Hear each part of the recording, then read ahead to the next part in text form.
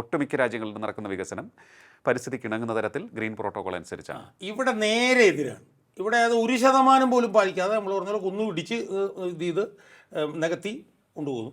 ഇവിടെ ഇതിന് അനുകൂലമായിട്ടുള്ള വലിയൊരു സാഹചര്യം വന്നു വെച്ചാൽ 5000 ചില്ലാനും കൊണ്ടുവരുന്ന സ്ഥലം ഏറ്റെടുപ്പിന് വേണ്ടിയിട്ട് തീരുമാനിച്ചപ്പോൾ നല്ല വില സ്ഥലത്തിന് ജനങ്ങൾക്ക് കിട്ടി. അതെ, കിട്ടി. അങ്ങനെയാണ് ജനങ്ങൾ ഇത് മേടിച്ചുകൊണ്ട് ഒരുപാട് പേരുടെ ജീവിതം അതുകൊണ്ട് രക്ഷപ്പെടുകയും ചെയ്തു. അപ്പം അതൊരു ഇവിടെ എന്താ യഥാർത്ഥത്തിൽ പറ്റിയിരിക്കുന്നത്? എൻ്റെ സുഹൃത്തും കമ്മ്യൂണിസ്റ്റുകാരനായിട്ടുള്ള ശ്രീമാൻ KC ഉമേഷ് ബാബു, അദ്ദേഹം ഈ പൊതുമരാമത്ത് വകുപ്പിൽ സീനിയർ പോസ്റ്റിൽ ഇരുന്ന് റിട്ടയർ ചെയ്തത്. അദ്ദേഹം ഇന്നലെ പറഞ്ഞ ചില കാര്യങ്ങൾ എനിക്ക് വളരെയധികം തിരിച്ചറിവുണ്ടായി. അത് ഞാനൊന്ന് പറയാമോ? ഒരു കാര്യം ഞാൻ ചോദിച്ചോട്ടെ. ഇപ്പോൾ നമ്മൾ P. രാജീവ് പറഞ്ഞിരിക്കുന്നത് ആലപ്പുഴയിൽ നടക്കുന്ന നിർമ്മാണത്തിൽ ഗുണനിലവാരം പരിശോധിക്കുമെന്നാണ്. അപ്പോൾ മലപ്പുറം ആവർത്തിക്കാതിരിക്കാൻ വേണ്ടി എന്നാണ് പറയുന്നത്. നേരത്തെ റിയാസ് പറഞ്ഞത് നമ്മളെല്ലാവരും ദേശീയപാത അതോറിറ്റിയുമായി സഹകരിച്ച് ഗുണനിലവാരം ഉറപ്പുവരുത്തിയാണ് മുന്നോട്ട് പോകുന്നത് എന്ന്.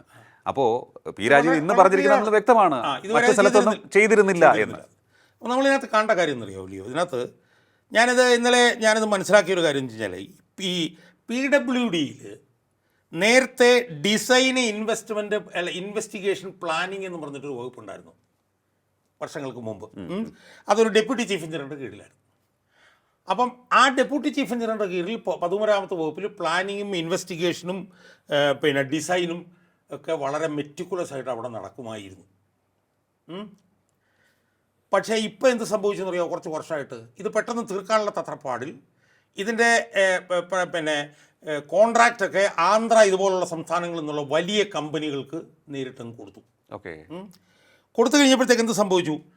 അവർ വന്നപ്പോഴത്തേക്കും അവർക്ക് എങ്ങനെയെങ്കിലും ലാഭം ഉണ്ടാക്കുക, പണി സമയബന്ധിതമായി തീർക്കുക എന്നുള്ളതിൻ്റെ ഭാഗമായിട്ട് വന്നപ്പോഴത്തേക്കും ഈ പ്ലാനിങ് ഇൻവെസ്റ്റിഗേഷൻ ഈ പറഞ്ഞതുപോലെ പിന്നെ ഡീറ്റെയിൽ ആയിട്ടുള്ള ഇൻവെസ്റ്റിഗേഷൻ, പ്ലാനിങ്, ഡിസൈൻ ഇതെല്ലാം വേണ്ടെന്ന് വെച്ചു ഈ കമ്പനികളൊന്നും.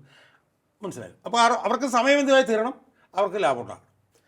അവരെ സംബന്ധിച്ചിടത്തോളം ഈ preliminary investigation, environment impact assessment, ഈ മണ്ണിൻ്റെ ഘടന എന്താണെന്ന് മനസ്സിലാക്കുക, കാര്യങ്ങൾ ഇതിനെക്കുറിച്ചൊന്നും അവർക്ക് യാതൊരു പിടിയുമില്ല. മനസ്സിലായോ? അപ്പോൾ അവരെ സംബന്ധിച്ചിടത്തോളം അവർക്ക് എങ്ങനെയെങ്കിലും ലാഭം ഉണ്ടാക്കിയാൽ മതി എന്നുള്ള നിലയിലേക്ക് വലിയ കമ്പനികൾ വന്ന് പണി തുടങ്ങി. അതാണ് ഏറ്റവും പ്രധാനപ്പെട്ട ഒരു പ്രശ്നം ഇവിടെ വന്നത്.